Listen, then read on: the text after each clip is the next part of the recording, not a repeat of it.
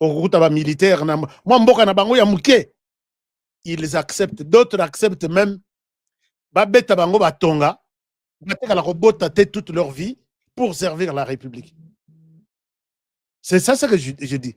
Je peux vous amener dans un scandale, une personne, abotami na famille naye, donc, azana papa na maman, au lieu que ye andi mape ko ça la famille, abala, abota pebana, il accepte, il y a bachuba yo tonga, atikala, stérile, akobotaka te toute sa vie pour servir la République. Alors, quand vous me dites, ou soit vous demandez à Pasteur Guili, qu'on n'arrive pas à faire ça, et surtout pour un pays comme la RDC. Chers amis, je n'ai pas d'autre choix que celui de défendre ce pays. Je vous demande, Oyoki, dénonçons. Oyoki, dénonçons, et nous allons sauver ce pays. Nous n'avons que ce pays. Alors, comprenez quand même un peu mon émotion. J'ai voilé ce message et je n'ai pas voulu vous donner tous les détails puisque ça va vous énerver. Alors, bon. Tu as évolué dans Makamususu. Makamususu, c'est peut-être nous, hein, avec la famille HK Today qui grandit de plus en plus, qui est suffisamment soutenue. Je vous demande de souhaiter un joyeux anniversaire à cet homme. Waouh, c'est une surprise. Joyeux anniversaire à cet homme, François Malema. Mingi Bin Premier. Ndeko na biso, fan il y a 4 heures du matin. 4 heures que tu as tongo déjà. Tolba 1 heure du matin. Fan il y a 1 heure du matin, il y a HK Today. Ndeko na biso, il fête son anniversaire aujourd'hui, mais c'est une surprise. Na habité à Robito Narabi, on aurait azu photo nangawapi. Chers amis, vous aussi, vous êtes fidèles de cette émission. Kole qui sa anniversaire na passé simple. Je suis là. Atabisomi Balo, on va fêter. Mais nous sommes une communauté, on va fêter ensemble. Happy birthday to you, Motama et l'amour. Joyeux anniversaire to you, François Malema, Bin Premier. Motama et l'amour. Alors, ici, Bin Premier, Azana, Suisse. Je pense bien, il doit être en Suisse. Mais c'est aussi une surprise, un cadeau de toute la famille. Ici, je vois la famille Marcel Kazadi. Là où vous êtes en famille en Suisse, célébrer l'anniversaire de notre frère ici avec HK Today. Botamela, mon grand, que Dieu vous ajoute encore et toujours année na yo ezobanda lelo le 29 ezobanda yasika année na yo vraiment ibandi lelo ezobanda chaque le 29 ou le 30 ezala année encore ya makasi ya amour et puis ya volonté ya kolanda chaîne nabiso ndenge bozo partager, ça nous fait du bien. Que Dieu vous garde encore et vous bénisse. Joyeux anniversaire. Chers amis, pour commencer l'émission, je voudrais aussi être content pour annoncer que Boko Bamba Lissous Félix Tshisekedi Mabangate Nabana Kasai Central. Est-ce que vous êtes là? Est-ce que vous m'entendez? Il avait dit que Soki Nabandi Misala Oyo Nalake Awate. Na retour Nangabo Betanga Mabanga. Mais je vous demande, Bozo Libanga Wana Bochango Nan Pembeni. Puisque je suis au courant. J'ai vu Misala, il y a Zela, il y a route Matamba Kalamambouche. Mais moi, je souhaite commencer par Matamba. Et là, les travaux sont en cours. J'ai eu des informations aujourd'hui. Alors, Bana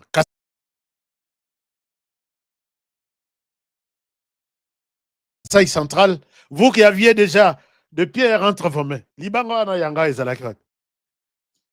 Bochela Nanu, président de la République Nassé, Bochela Nassé, Bocha Nassé, Misala Bandi, avec une vitesse, il y a des croisières au Balobaka. Je vous demande de regarder, d'observer total elaye libanga tochana pembeni. Oui, les travaux, il y a route Kanangakala Mambuji, je confirme, ont commencé avec une vitesse vertigineuse. Merci beaucoup au président de la République. Merci Nabana Kassai Central qui vont accompagner le président pour que Misalo ici là. Et il avait promis et il a commencé. J'ai vu.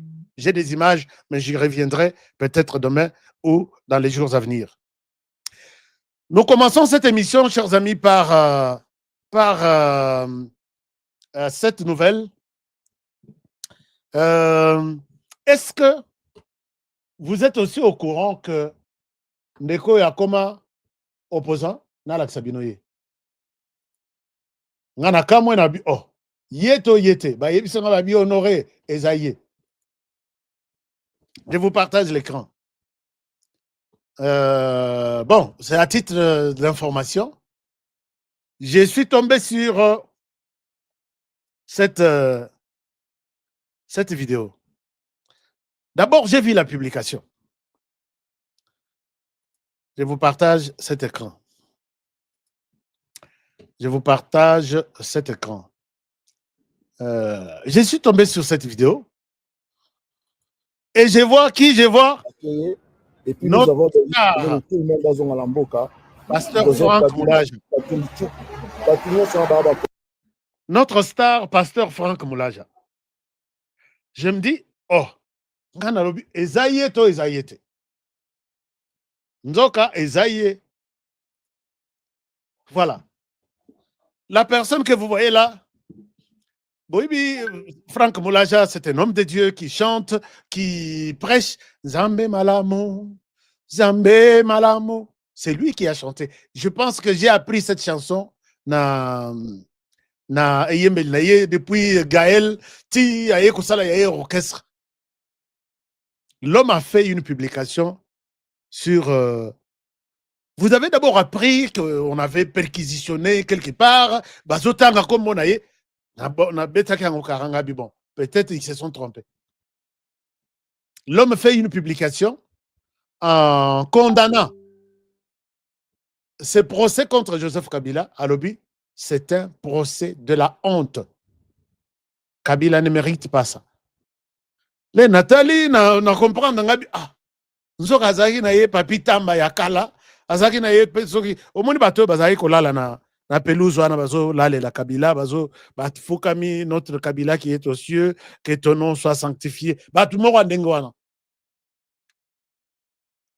Alors, je n'avais pas bien compris. Naye comment on appelle image naye. Nzoka Kabilis ya mukila mulai. Alors, être kabiliste, ce n'est pas mauvais. Mais pasteur, homme de Dieu, je pense que, bon, peut-être Ezalaï Kara, ce que bon, monseigneur Ambon oiseau critiqué, ah, puisque catholique, mais awa, église de réveil aussi. Ici, il fait un message, mais c'est un message Bolandamouké, puisqu'on a beaucoup de choses à parler. Bonjour, bonsoir. Ça dépend de la réunion à travers le monde entier. Lelo toyeto solo la masolo etalimboka na biso Congo RDC. Ba Congolais, vous s'abonner, vous liker, vous partager. Émission Oyo est très important pour être information et kende musika. Lelo toyeto solo la concernant le gouvernement Oezobi Malelo, j'espère que peut-être dans 0h, donc mardi, le gouvernement est au Kikobima. Ezali gouvernement penzate, mais tozo kenena remaniement. C'est-à-dire, Judith Soumino à Koti Kalawana et Bakolongola quelques ministres fait remplacer la ministre Moussoussou. Tokolo Belango Lelo, pe Tokoye Bisabino attaque nini Oye Salami na Katia province Nabiso Oyo Tozobenga Ituri en pleine église oyo bawazalendo bazalaki attaqué na ba élément oyo ya Uganda tokolobela yango na ba chaîne oyo pe tokoyebisa bino makambo oyo etali Vital Kamerhe ndenge batangi ye lisusu na 2 colonels 3 colonels sinaper oyo bakangaki bato oyo bazalaki na ba arme ya koboma chef de l'état congolais. Donc bato oyo bazalaki na ba arme mpona koexécuter chef de l'état congolais batangi M. Kamerhe tokolobela yango. Chers Congolais, Congolaises, vous partagez l'émission à l'élo, vous likez, donc vous consommez yango début jusqu'à la fin, parce que za makambo oyo tozolobela yango sikoyo ezali makambo moko ezali très sensible. Dossier ya coup d'état. Dossier ya coup d'état. J'espère que après auditer ba généraux parce que nangonga o tozoloba donc Christian Chiwewe ancien chef d'état-major alobi na ye aokufa ye moko te parce que malheureusement nga nasalaki mabe mais je vais dévoiler tous les secrets. Bolandi Ndaiweli oyo azali na demiap bakitisaki ye déjà na ndolo après audit ya 8 heures du temps. Donc bakangaki ye bakitisi ye na ndolo. Mais problème ezali nini? Boyoka esika tozokende. Parce que le problème est que le coup d'État était préparé dans toutes les couches. J'ai dit, ceux qui m'ont condamné à remercier le gouvernement que nous, Oyezali, près donc dernier conseil des ministres, on a salué Nabino, n'a pas au revoir. Donc, il y a des ministres. Oh, bazali cité na coup d'état. Il y a des députés, oh, va citer bango pe na coup d'état. Mais Mokonza Mboka, selon la stratégie, oh, il y a Zali Kosala. Et Zali, il faut qu'on neutralise l'appareil militaire. Parce que les soldats ont la capacité à faire la coup d'état. Mais les commanditaires, les civils. Voilà que Boyoki Ndaiwen oyo azalaki na demiap bakitisi ye. Nayoki bato ebele balobaki même na premier commandant ya garde républicaine oyo bazobenga M. Flahin. Ye babengaki ye bayoka ye parce que adjoint na ye moto asalaki lokola akourone ye na makambo wana mais ye azalaki innocent. La sécurité interne du chef de l'État, bayoki ye, balobi que non, ye azala quitté. D'ailleurs, isola ki ye, parce que bayebayi que moto soka alobi, soki to tche na cop, c'est-à-dire à reverser. De bayayi kozwa adjoint na ye, chargé à sécurité et à renseignement. Et à présidence. Comme la garde républicaine, nde bapesaki ye mbongo baproposaki ye 25 millions de dollars américains mais baye bazwi nanu 5 millions bavire na compte na ye soki ke opération esalami à ce moment là nde bakoya koremettre ye 20 millions oyo etikalaki parce que coup d'état ezalaki bien préparé na bato nyonso. Voilà, peuple congolais, Ndeboyoki arrestation. Oezo Salim. Après Ndaiwen, oh bakitisi Nandolo, bakangi 3 colonels sinaper. Donc bateau bazalaki au foule les moulins de battre le chef de l'État à bout portant. Bazalaki misato. Na misato oyo nde baye ko récupérer bango. Ko récupérer bango, ba récupérer bango. Après ko cité Kamere pa ya Chiwewe. Que Vital Kamere azana makambo ya coup d'état ayebi les jours. Et les heures où tolingaye ko boma chef de l'État. Yango wana bomona ki Vital Kamere na Sama Lokondo. Ba précédent ka kokende France avant. Donc ba précédent kokende France avant parce que coup d'état zaki déjà planifié. Pour te baya koloba keno biso toza ba innocent parce que tango basali coup d'état basala ngo na absence na biso tokende ki na réunion ya ba parlementaire o ezan espace francophone. Mais les Congolais doivent comprendre quelque chose.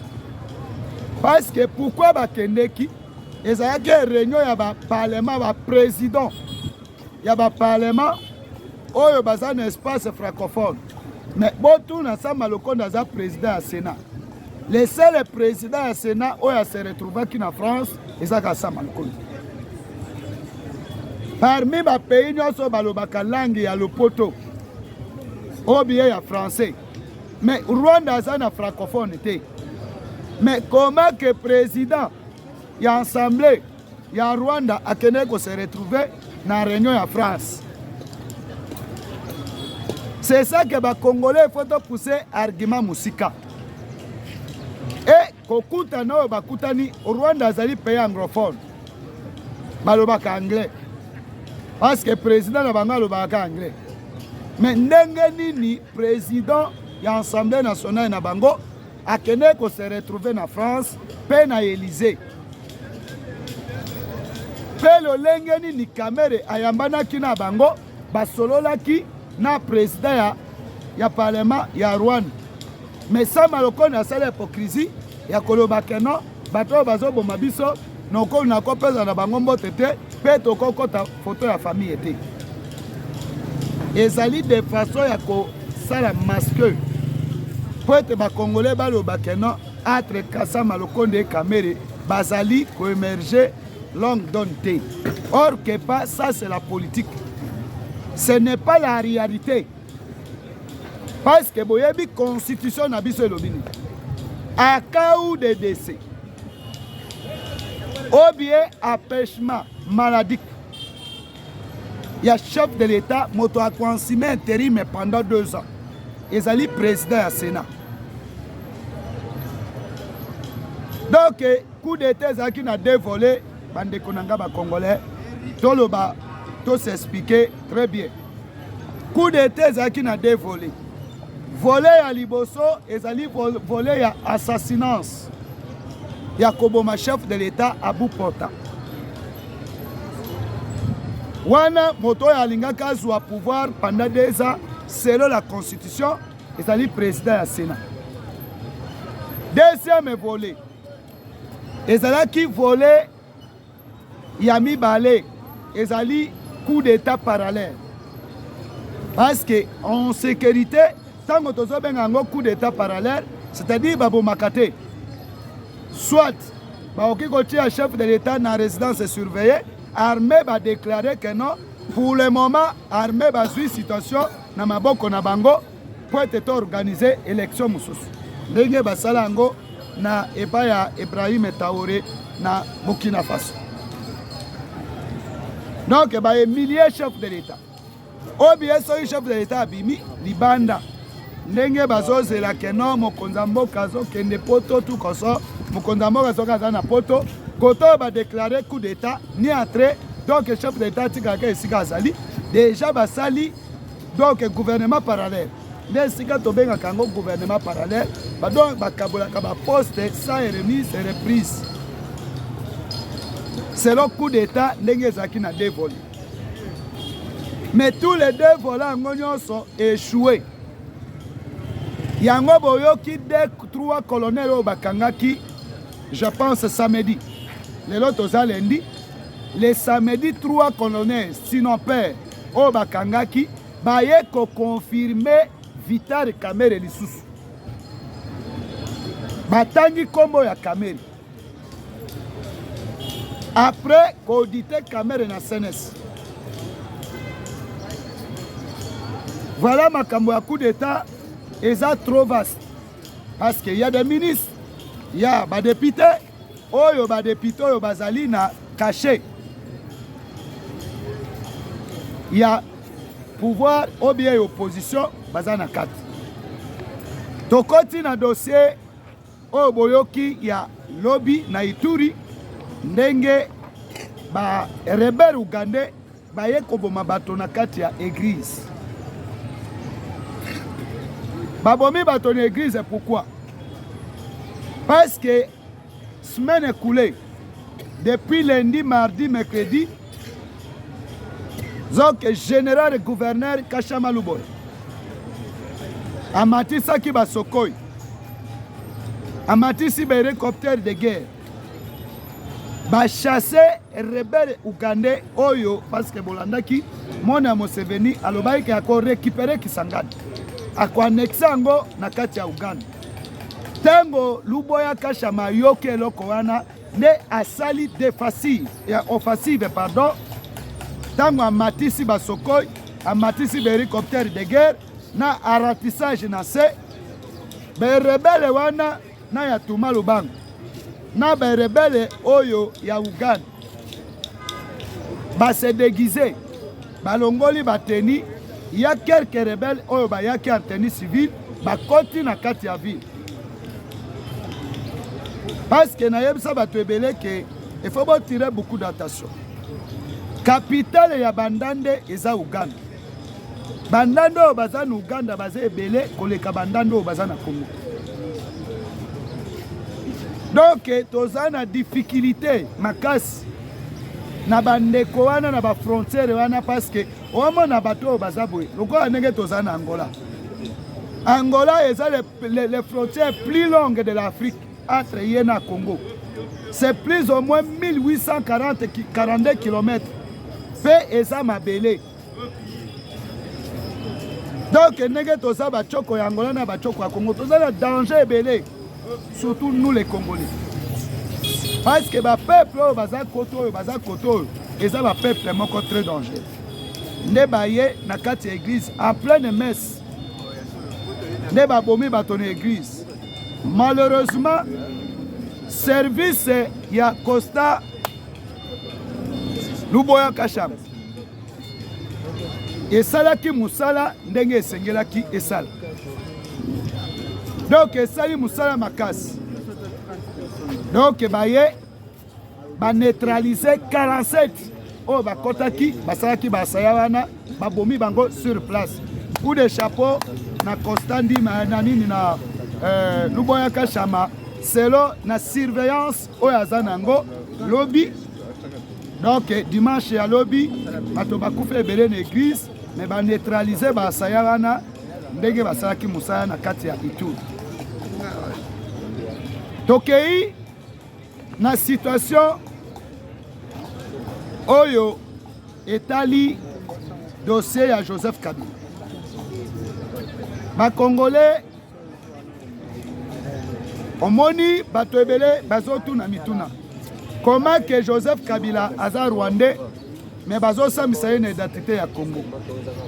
Esika wana nde photo solo la mwa muke parce que boyeba bo comprendre si Kabila azalaki Rwandais normalement soki basambisa na casquette ya Rwandais c'est-à-dire bako kase makambo nyonso Kabila asalaki gouvernement rwandais ako réclamer moto na bango basambisa na mboka na bango.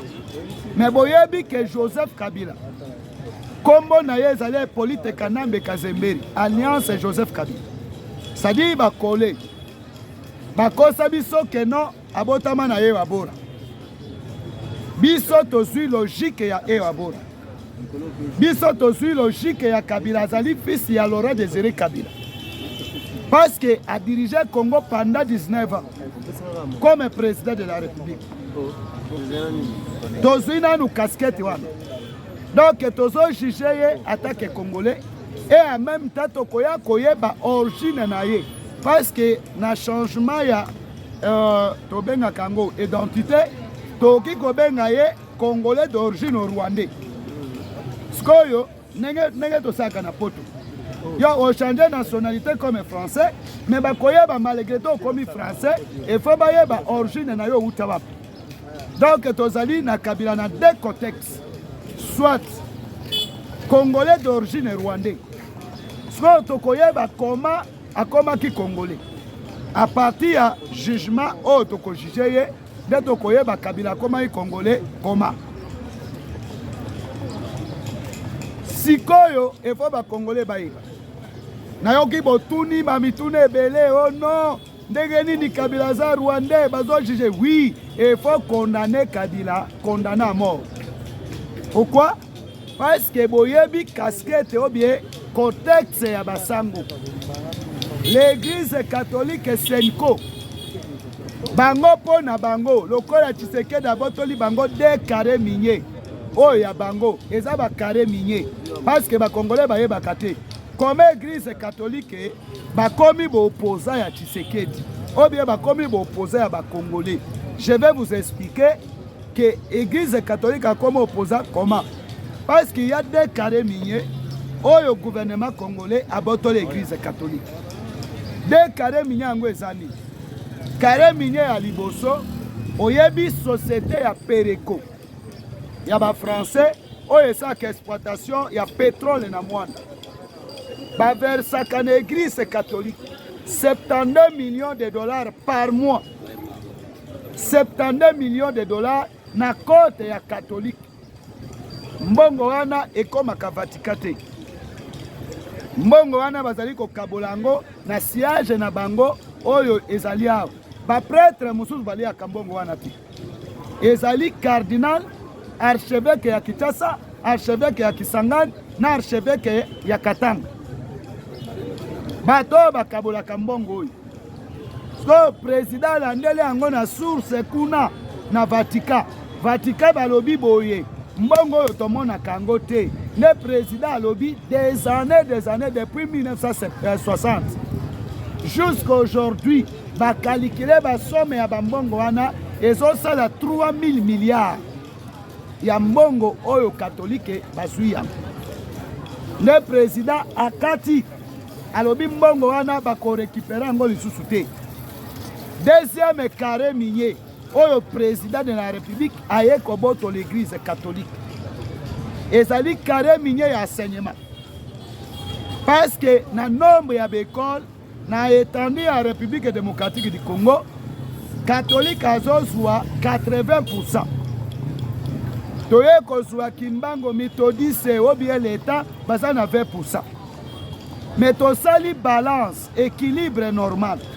Eza na bekole mosusu na catholique bana bafutaka $1500, $1000, 800. Sko eza na bekole mosusu bafutaka ba 500 na ba 300. Yango to sali sommation générale. To sali équilibre ya $500. To zui koto to réduire yango, to zui koto to gumate yango. Donc to tie équilibre ya $500. Sko catholique ba gagnaka par mois ou bien par an. C'est plus ou moins 4000 milliards. Oyeko ezokende na éducation. Mbongo wana l'État congolais a récupéré kangote. Or que pas catholique azaka na école te. Catholique na Congo azaka na école te. Parce que na yoka bato ebele balobaka école conventionnée catholique. Non. Tango tozalaki na époque coloniale, oyo catholique atongaki be école wana attaque ba colonisateur. Donc, tant que tu as indépendance, il faut récupérer Babylone qu'on a bisognos et comme Babillet à l'État. Tel que l'État à l'époque a été fragilisé, ne va pas confier en l'église catholique pour être gérer. Mais l'État a commis déjà compétent. Il faut récupérer Babylone qu'on a gérer en go. Ne va pas mboka a la gratuité de l'enseignement. Pour faciliter l'enseignement de base, pour être batoba tango fele, pour être augmenter Donc nombre ya intellectuel na Congo catholique bamoni Tshisekedi abeti biso mbeli na sima Congo. Il faut tobundisa ye. Voilà que l'église catholique Senko bakomi parti politique pour na kobundisa chef de l'État. Voilà peuple congolais pour te boyeba qu'est-ce que se passe. Parce que bato ebele ba comprendre makambo yango te. Église catholique lelo ambongo chole otembi parce que bango pe baza na coup d'état. Batangi bango baza na coup d'état. Chiwewe mikolo oyo ekomi ka verbe cité. Chiwewe alobi ke non. Bokene na ba paroisse catholique wana chiwewe moto azolo. Donc belema oyo baza na ba paroisse catholique bango nde balinga basala opération na Kinshasa. Yango wana esengelaki ba corrompre FARDC ou bien armée de façon que ba sinapere étrangère parce que na botomana kolo bato bazo kota na compte ya catholique lokola ba prêtre mais baza ba militaire to bandai ko yebisa bino botala ke pa yo Robert wa sa kende États-Unis lopango na eza pembeni ya permature mais ba français bavanda kanakati ba français wana opération ni bayaki na or que pas les français wana bazo wuta Brazzaville 2h 1h du matin bakati ici na ba hors bord tina lopango ya Robert. Mais tango bazui bango bazo sokola ba arme nde a renseignement na biso ekei kozwa bango tango a renseignement na biso ezui bango bozo sala nini awo bakuti bango na ba armement silencieux oyo balingai basala opération. Voilà que vous avez vu avant attaque ya malanga ebani ou bien coup d'état ya malanga bomonaka Chiwewe atambolaka na arsenal militaire na Gombe Bobima. Donc batambola sous le taux vert nyonso wana bazalaki yango mais malheureusement c'est Dieu nzambe nde moto asali ka banda ko déjouer ba katango na tuna bato ebele bato ya service de renseignement ou bien sécurité interne du chef de l'État. Est-ce que boloba nanu vérité parce que tango naloba que dernier appel oyo malanga bengaka que non botinde la biso à rapport parce que nous sommes entourés avant babeta malanga coup de balle ya liboso naloba yango tango caméra yoka que non malanga bengie que nous sommes entourés batinda rapport caméra yebaki situation baby et en complicité na ba garde républicain parce que bayeba que soki batiki malanga vi malanga kotanga bato nyonso nde baachevaka malanga mais normalement malanga azaki moto moko efo bakanga ye vivant po ete adévoile secret plat ezalaki ndenge nini po ete baefface plat efo baboma le monsieur en question malanga Christian parce que bayeba ke soki batangi biso ndo bamonaka scénario entre caméra na mwasi na ye bakongolais tozala bato moko baseliri ya mitu na biso esala scénario entre caméra et Amid alobi boy parce que omoni procès ya caméra ya malanga couvrir yango balingi koloba vérité te. Amid alobi c'est mon mari qui m'a réveillé que non nous sommes entourés avec les assaillants. Mais baya kobenga caméra alobi j'ai été quelque part. Yo kananu ata to tangate ata batango balobi ke ba congolais batangate entre caméra et moi sinaye. C'est mon mari qui m'a réveillé que nous sommes entourés avec les assaillants. Mais pour la caméra et moi alobi j'ai été quelque part. Balinga ki basa nga mabe mais nazaki na fête moko bu. Donc et ça il y a un problème. Ba Congolais, boye ba ke coup d'état na nuisilité. Je dis et fort. Il faut qu'on traque tout le monde. Parce que makambo eza mabe na kati ya mboka sikoyo. Donc bango plan na bango ezali que chef de l'État a voyagé aux États-Unis. Soka a voyagé aux États-Unis et cause la problème, il faut achever avant de voyager. Pour être copé beba.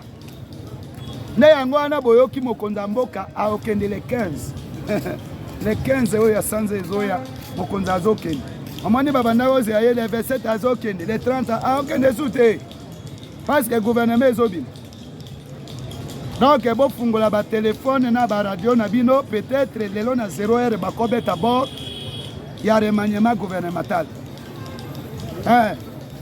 donc boyeba ke y a un problème trop sérieux bandeko na ngai bakongolais boyeba ke mabe ezali j'espère que tozokende kolokota bambinzo parce que mbinzo akimaka na ye te tokozwa ye ka na maboko esili me mokonzi ya mboka azali na sante malamu aza bien azotravaille kitoko donc il faut reprendre monde lelo soki bomoni mpona makambo ya kabila soki basambisi kabila mpona koboya dialogue il n'y a pas la dialogue parce que on va condamner kabila condamné par défaut condamné à mort par défaut voilà merci beaucoup na balandi nyonso bolandi